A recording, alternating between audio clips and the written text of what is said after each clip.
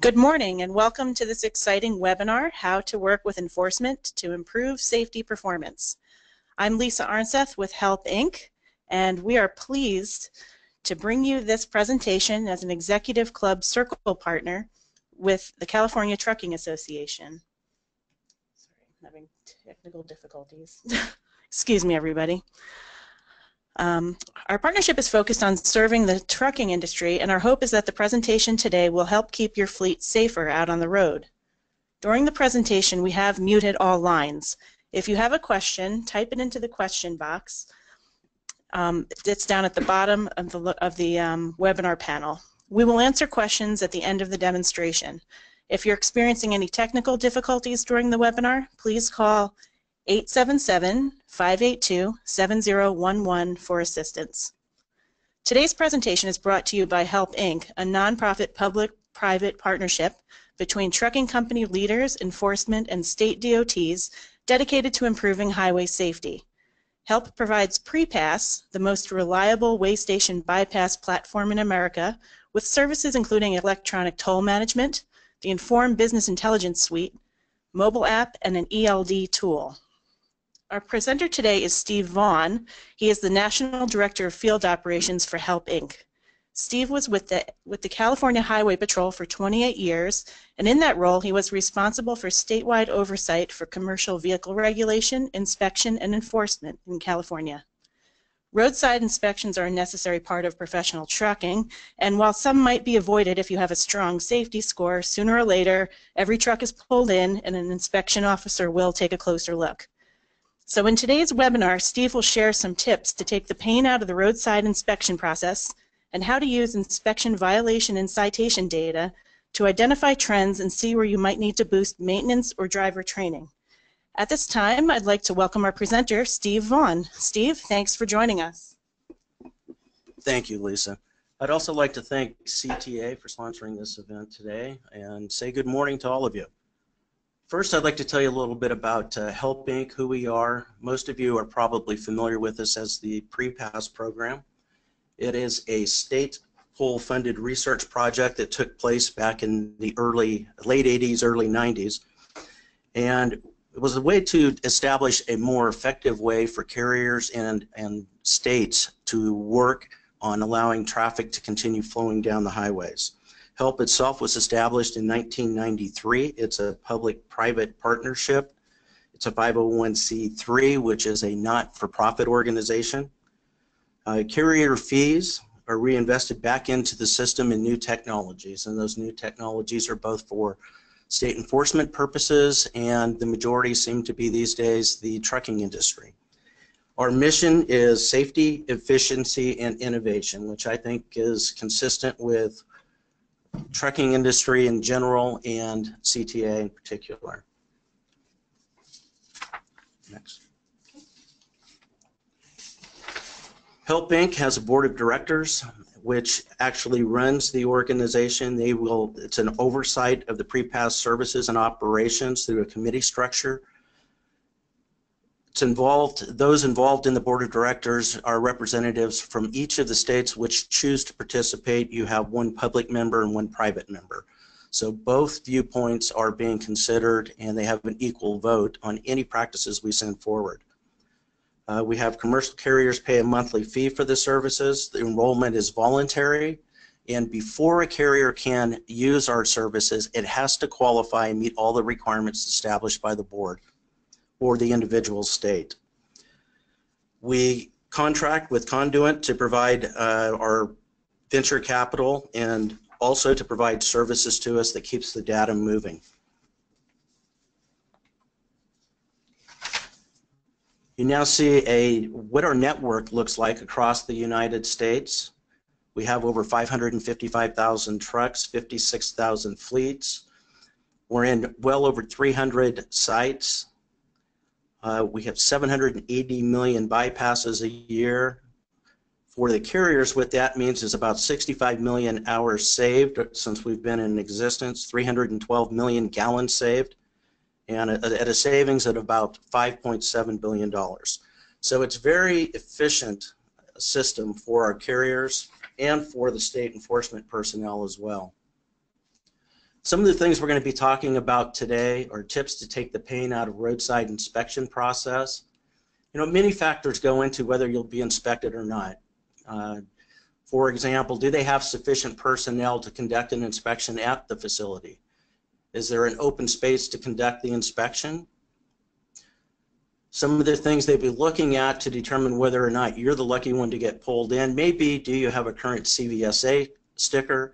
Do you have expired credentials, things such as IFTA IRP stickers?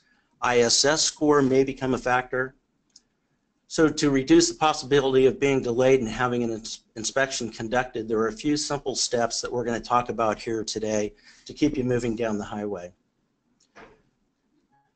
Also, we're going to discuss how you can use an inspection violation and citation data to identify trends in areas where you might need to boost maintenance and or driver training. A couple of weeks ago, Drew Anderson from our organization presented the Inform program and discussed how that can be beneficial to you in identifying specific areas. I will also talk about that briefly, but also give you some ideas on where else you can turn to gather that information. Finally, where can you find resources for new training ideas?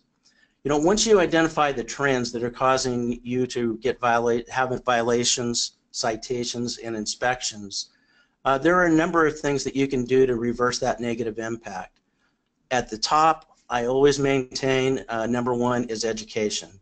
So there's sources available to assist you with those training needs and give you a few ideas on what you can do to improve your fleet safety overall. Probably the number one thing as a vehicle is coming into an inspection facility, and I'm going to talk primarily about California, but this applies across the nation, is the condition of your vehicle. As the enforcement personnel are sitting there and the truck is coming down the lane, they're looking for a number of things. They're normally scanning to see that you have all your required credentials, such as registration, you have the DOT number properly affixed to the side of the vehicle, your IFTA and CVSA stickers current. They're also looking for any mechanical violations such as lighting devices, windshield wipers, equipment that might be damaged or hanging off the vehicle. They're looking at the gland hand connections to make sure that they're properly secured and there are no frayed lines. They're looking at the tires, even the lug nuts as it rolls by to make sure that it's sufficiently secured to that vehicle. Another thing that typically is not considered but is always present is the cleanliness of the vehicle.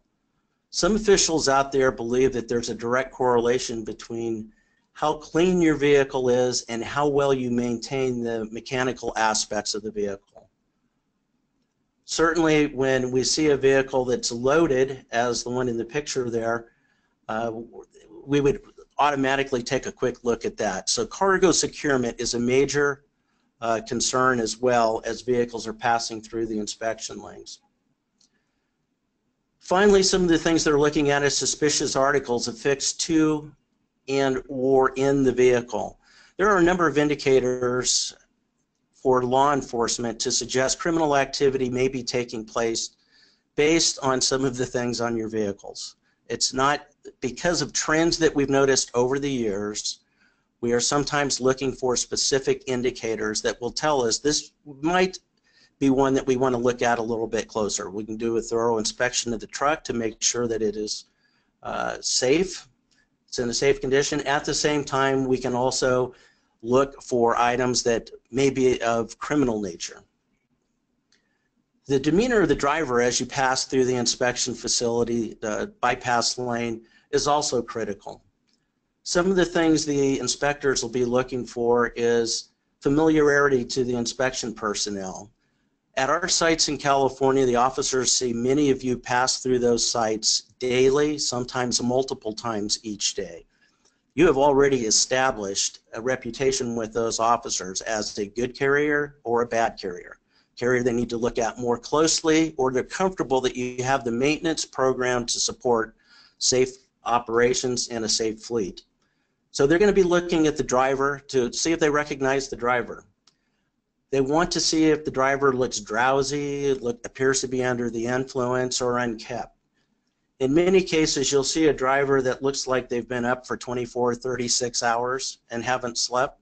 That's a good candidate to be pulled in and at least have a discussion with the driver to make sure that they're competent, they're capable, they're alert enough to continue driving down the road. Another is eye contact and other physical attributes. It's interesting to sit in the scale house and watch trucks as they roll through. You see a lot of different things. You see a lot of reactions by drivers. Drivers who appear to be alert, confident at what they're doing, are not afraid to make eye contact with the inspector as they roll through. Some even wave, give a smile. All of those things are indicators for the officer, who generally we're suspicious by nature, but we're always looking for little indicators like that to suggest to us maybe we should take a closer look. So that familiarity with the officers, that little wave, the smile, make eye contact as you roll through, confidence in the driver driving through the facility will all be factors that will be looked at. Should you be asked to pull around for closer inspection, there's a number of things that you can do to increase your chances of a quick look versus pull into the bay and let's do a full inspection on the vehicle. Number one is always professionalism. Just like drivers, officers, many of them out there have good days, they have bad days. Particularly with the California Highway Patrol, we instill in our officers a professional attitude and always show respect to individuals that you come in contact with. I know that that's not always the case when you walk into one of the facilities, but I hope that the majority of the time, based on my experience, that is the case for you. But what I would suggest is when you walk into the facility, meet with the officer or the civilian tech that's doing the inspection or first greeting you. Treat them as you wish to be treated. More often than not, they will act in a professional manner. However, if you go in challenging, being rude, dishonest, you could expect to be delayed a bit while they take a long, hard look at your vehicle. Next is be prepared. It always amazes me when a driver walks into a facility and does not have the required materials that are necessary or are not familiar with what we're asking for, what the officers are asking for. I have seen drivers walk in with a file or a binder that has all the required documentation in plastic sheaths, which make it very easy to read. It's very well organized. The officer can glance at it and move on. If you walk in with a stack of papers, throw it down on the counter, it's going to take some time to work through that. And quite honestly, it's going to give, again, the impression that you're not well organized. And if you're not well organized, what is the condition of your vehicle? Do you have a maintenance program? So they may require, if you do not have everything properly organized, expect it for them to take a little bit longer to locate it, maybe have to make some phone calls, run some checks through the computer system. There's all kinds of things that can delay you further. With each of those, it puts you much closer to a full inspection. Is your logbook current? Is it accurate? Or within a couple weeks, is your ELD current? Do you have an ELD? We all know December 18th ELD is going to be mandatory. It is going to be enforced, meaning that if you do not have the required ELD, you will receive a citation. Many people out there have heard, no, it's been postponed or that there's a delay. What is actually taken place is there is going to be a grace period on vehicles and drivers are not going to be placed out of service, but you will still possibly receive a citation. That will be determined by the agency that you get stopped by. Therefore, make sure your ELD, your logbook is current, you're familiar with it, you can show the officer what they are looking for, you can demonstrate familiarity with it. But most of all, have knowledge of all the required documents and the equipment that you're using in your vehicle.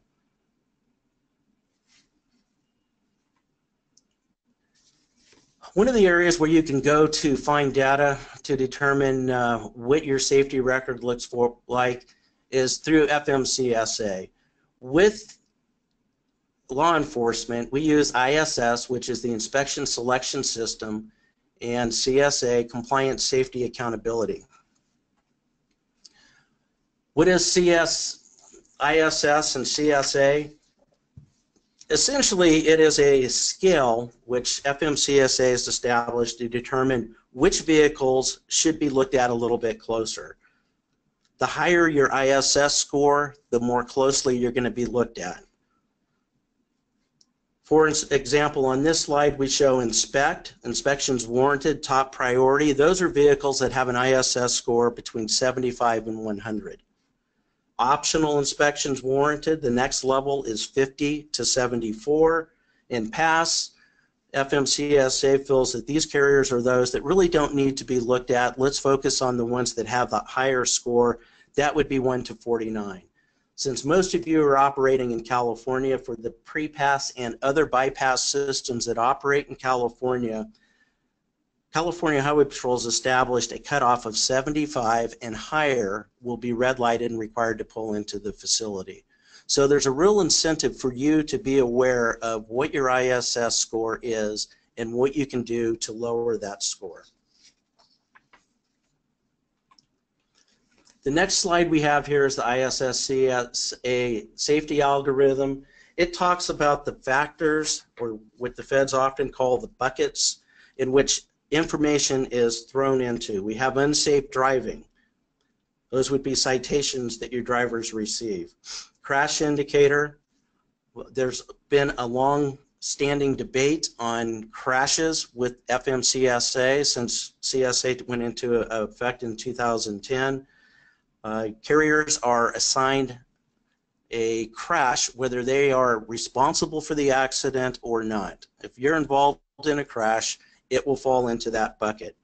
FMCSA has been working to make improvements in that area, and just this year has announced that they're going to be looking at those. There is a means by which carriers can challenge whether or not that crash belongs in that bucket. Hours of service compliance is a huge factor.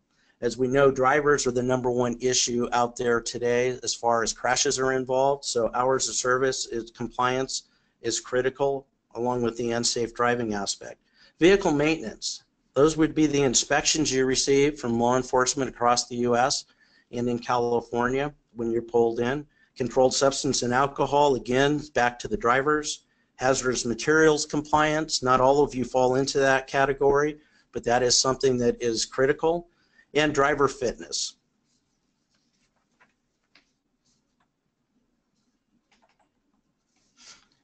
CSA, there we go. If you were to go into and look at your CSA, this is essentially something similar to what you're going to see. You're going to see your ISS score. This particular one is a ISS score of 46, which is a good, would be a passable carrier. It will talk to down below, it gives carrier basics, talks about what percentile you fall in, are there deficiencies. If you're in an area, high area, what the enforcement personnel is going to see under deficiency indicator is an alert. That maybe we need to look a little bit closer at that particular vehicle or in that category. Number of vehicles inspections to the top right tells you the number that were placed out of service, what your out of service percentage is, number of driver inspections, and what the driver out of service. More and more today, and California Highway Patrol conducts about 523,000 inspections a year. More and more we're seeing they're going from a level 1 inspection, which is a full inspection with both the driver and the vehicle, to a level 2 inspection, which is a walk around of the vehicle and driver just to see that the information is current, if there's nothing seriously out of whack there. But you will note that we're seeing more driver inspections because we've recognized over the years that the vehicles are better maintained, new equipment, there's newer equipment out there, safety requirements have increased, so the drivers are the biggest concern today.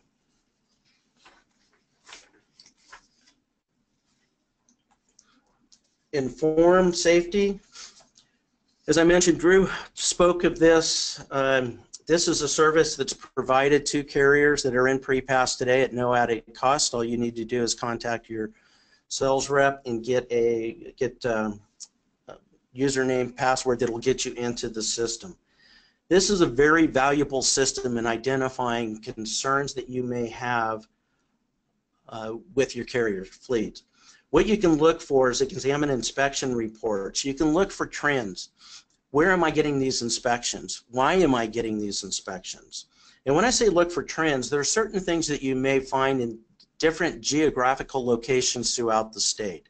For example, in California, you're coming down through Truckee, up in that area, you're coming down some steep grades. Drivers tend to get on the brakes a little bit more.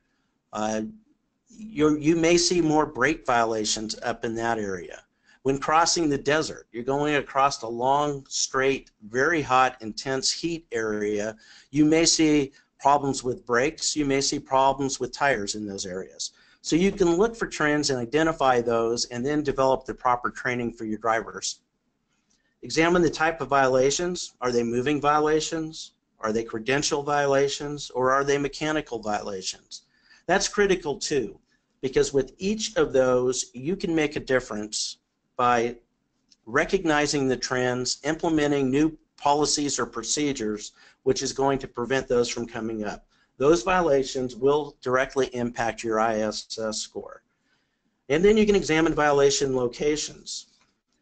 Are inspections being conducted as a result of enforcement action or at a facility?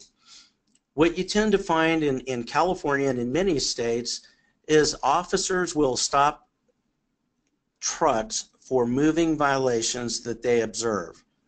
Many of the officers, the road officers, will issue a citation for speed, unsafe turning movement. In California, improper lane are all some of the top.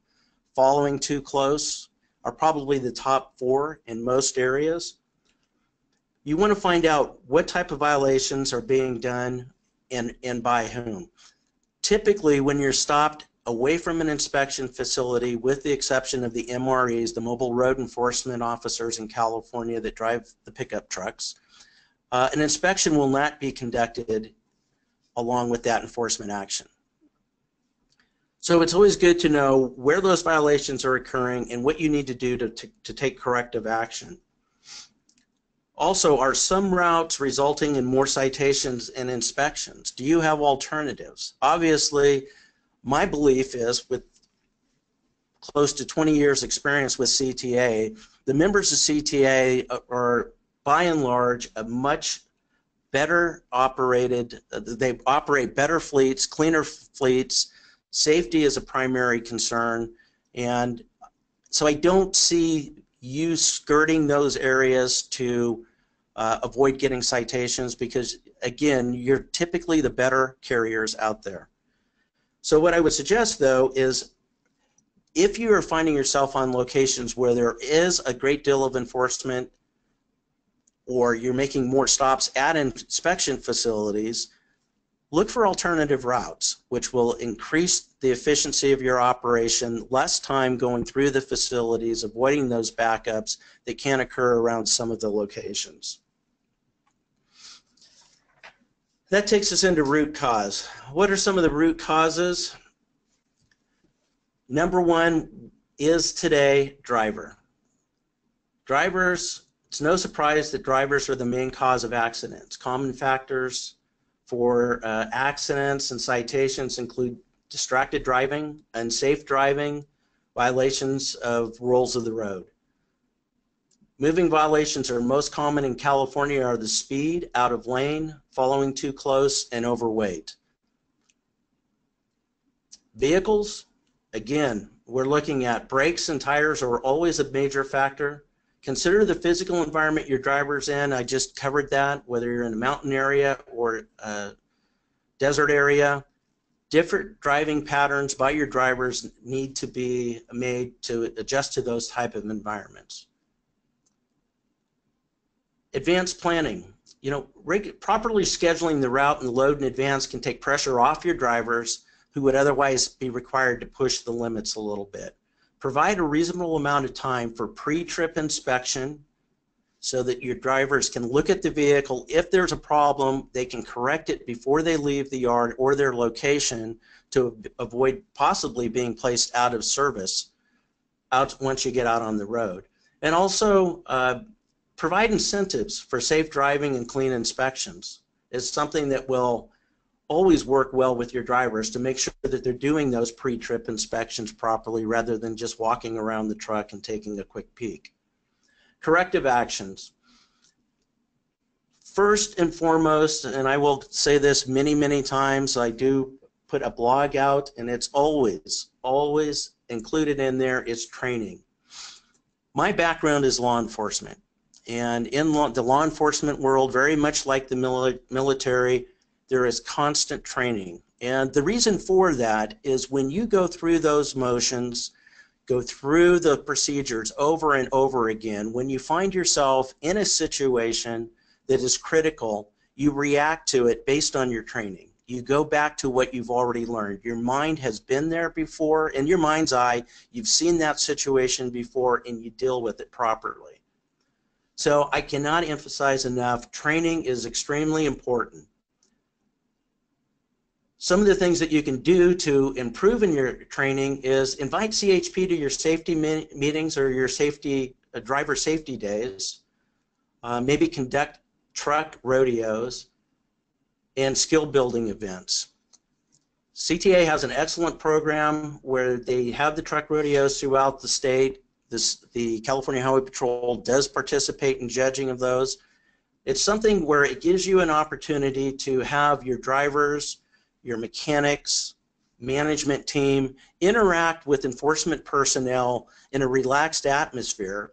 And what you can receive there are some tips on what I should say, I'm retired, what the CHP is looking for when they're in the situation, when your driver's in a situation that could possibly turn into an inspection. Also, it's a great opportunity to express ideas on safe driving techniques, on clues on how to get through an inspection.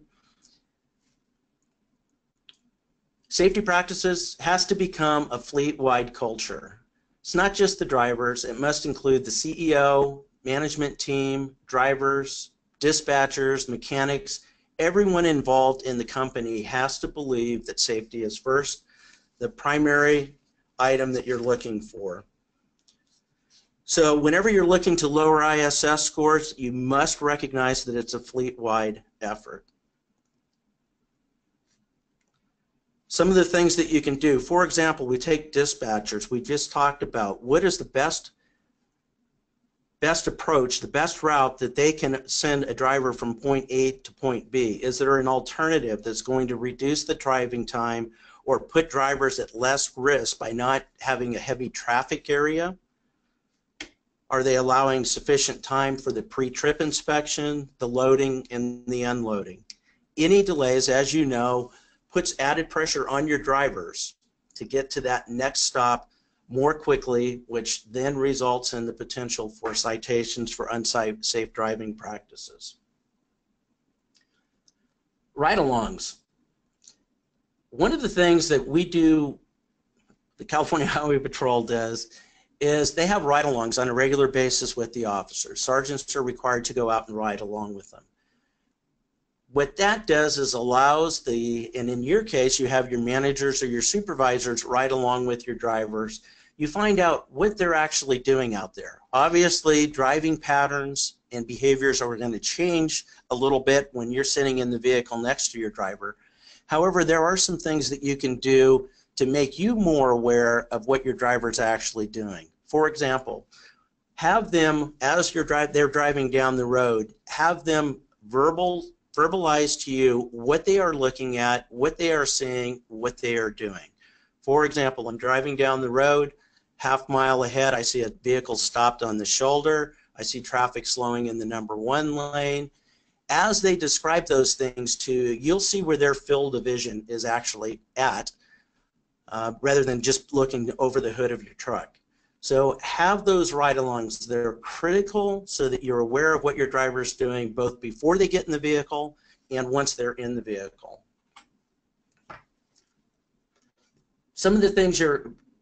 One of the other things that you can do is work with California Highway Patrol. They have a program out there some of you may have heard about. It's been around for many, many years. It's the Commercial Industry Education Program, CIEP. And what is CIEP? It's a service to the commercial trucking industry, and it's meant to educate and inform carriers, mechanics, drivers, safety personnel on what to do in various situations. Instructors are liaison to the industry, and they're available statewide. They will come out, as I mentioned earlier, to your training days, to your driver meeting events, any of those things. They will come out and they will cater to or design an actual training program to meet your needs. If you need something with ELDs, since it's now the most current, they'll be able to come out and talk to your drivers about ELDs. If you want your mechanics to have a better understanding of what a level 1 inspection looks like, they can walk them through what a level 1 inspection looks like, what are the officers or the motor carrier specialists going to be looking at as they're conducting that inspection. They can talk to you about what driver records. We talked about having a well-organized binder. They can talk to you about which documents are going to be required when you walk into that inspection facility and are standing across the counter from an officer. So they can make your life much easier by talking to you about things that you will be encountering once you get out there on the road and come face to face with the inspection personnel. Some safety tips. One of the things the CHP trains you in, I was a motor officer, and this was the #1 rule, was head and eyes. Where your head and eyes are is where that vehicle is going to go. Your vehicle will follow the eyes. How often have you been driving down the road, you see a driver driving next to you, turn to look back over their left shoulder, and the vehicle drifts left as they're doing that? Head and eyes. You should be looking a quarter of a mile, half mile down the road. You're increasing your visual horizon. What that will do is keep you on the straight and narrow path.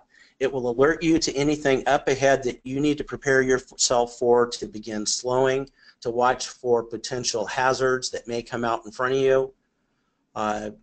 On-ramps are always an issue with our California drivers. They believe they own the road, and they don't give much respect to truck drivers, quite honestly. They don't have a clear understanding of what's required for you to operate a vehicle, a large vehicle like that. They're not aware of the turning radius. They're not aware of your stopping distances that are required.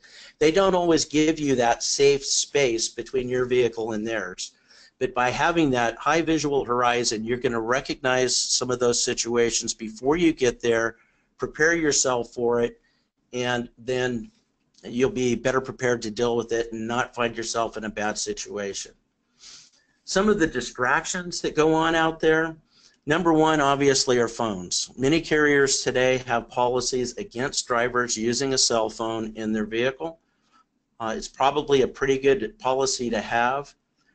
One of the training areas that you can go to, those of you that are familiar with the Commercial Vehicle Safety Alliance, CVSA, you can find it at cvsa.org. They have a program out there called Distracted Driving. You can download the entire training program at no cost to you, and it will walk your drivers through how to avoid situations where distracted driving may be a problem for you. In there, they have suggested policies against distracted driving, something that I think each carrier should look at when you have the opportunity. Again, it's no cost to you, and it's available to anyone that simply logs into the website. Other distractions, TVs, computers, or eating while driving. As a driver of a big rig, you guys have a pretty good view of all the crazy things that go on in passenger vehicles as you're driving down the road. I don't need to tell you, many, many things go on in those vehicles as they're driving down the road. You see many distractions for those people. You have to recognize that while you're the professional, we hope that you're not doing that in your vehicle. At the same time, you know it's going to occur in commercial vehicles, and that's one of the things you need to prepare yourself for in defensive driving. The last page here is something that is the CHP Division Contact numbers by division. It's broken down. You can call those numbers. I received this directly from the CHP headquarters. Those are the numbers you can call if you want to set up a training for you, your drivers, mechanics, whatever the case may be. If you're having some special event where you want CHP participation, those are the numbers to call, and that's available to you. So I'm going to see Lisa's keeping track of questions, so I'm going to give it back to her. Well, thank you so much, Steve. This was great. At this time, we can answer questions. We did get a couple, but if you still have a question, there's time to quickly type it into the question box on the webinar panel, and we'll see if we have time to get to it. Okay, Steve, one of the questions we had was, for newer drivers, how many good inspections does it take until your score improves, like in general? Is there a magic number? Scores will change based on the FMCSA algorithm. They actually have two separate algorithms. The first is, do you have sufficient data in any of those buckets, 7 buckets, to move you into the next category, which is the algorithm that will determine what your ISS score. For the majority of buckets, the number is 3. You have 3 inspections or 3 events in any of those buckets. You're now going to fall into the ISS algorithm, which will determine what your score will be.